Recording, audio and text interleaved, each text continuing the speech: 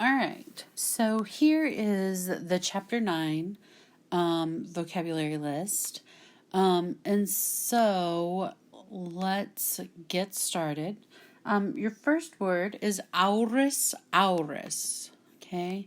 And you'll notice that it is feminine, okay? It is feminine, and it is also going to be an I stem. We're only going to have a couple of I stems this time, so that's kind of nice. But it means ear. Okay. Next is frigus frigorus, and it is neuter, and this means cold. Okay. So it's where we get our word frigid, or even like refrigerate.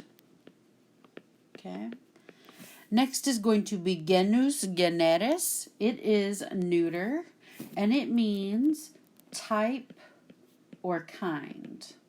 Now, let me just tell you, genus can actually mean a whole host of other things, but these are going to be our best options for this vocabulary list. Okay? Next is glacies, glaciae, and this is feminine, and this means ice. So like our word glacier. Okay.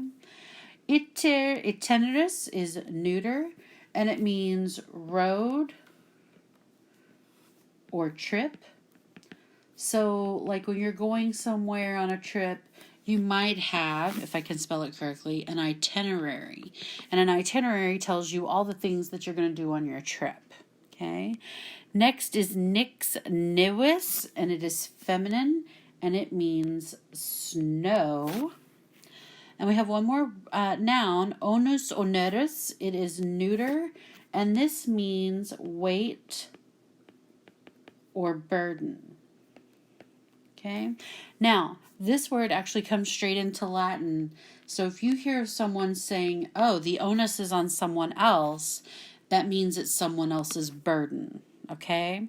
Real quick, let's talk about our declensions here. Oh, and I forgot. Nix nivis is an I stem. Okay, that was our second I stem. So let's talk about declension real quick.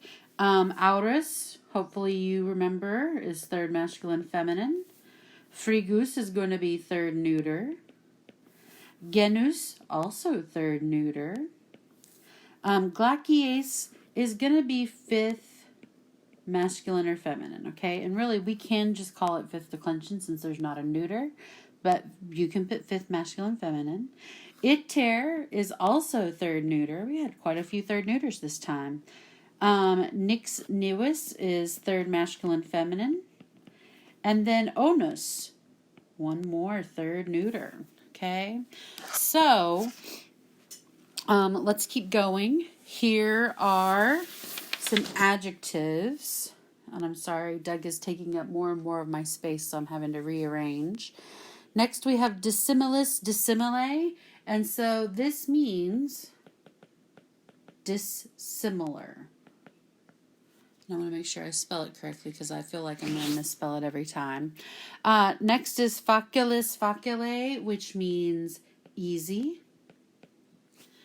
Next, we have gracilis, gracile, which is going to be slender. Then you're going to have humilis, humile, which is low or humble. Okay? All right, so on to some verbs here. Ado, adere means to add, so we shouldn't miss that one. Next is conor, conari, which is to try. Also, there should be a macron over those first O's. Next is demito, demitere, which means to send down. Okay? All right, ferro, ferre means to carry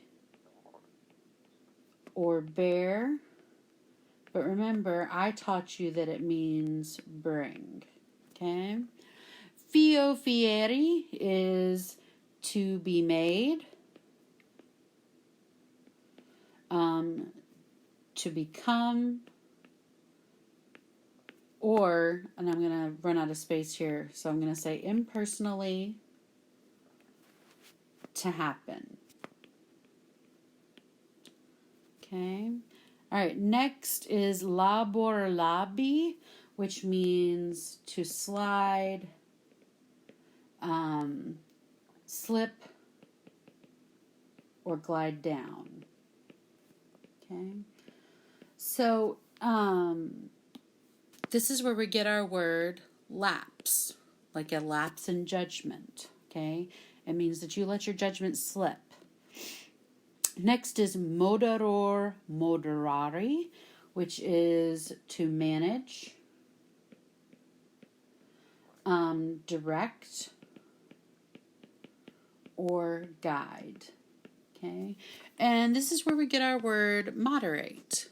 So if someone is the moderator of something, that means that they're trying to make a decision that's fair, something like that. Next is pervenio pervenere, and this is to arrive. And last verb, progredior progredi, which is to go forward or proceed. I'll even throw in the word advance. Okay. All right, so before we go on to our little words that are left, we've got a couple of deponent verbs in here. Conor is deponent. Labor is deponent. Moderor, deponent. And progredior, deponent. Okay. Now, theo is what you would call semi-deponent. Okay. And it's semi-deponent because, it kind of follows the same patterns and principal parts, but that first principal part doesn't end in an R. Okay. So it's not quite full deponent, but semi-deponent. Okay. All right. Our last three words, quoties means as often as. Similac means as soon as.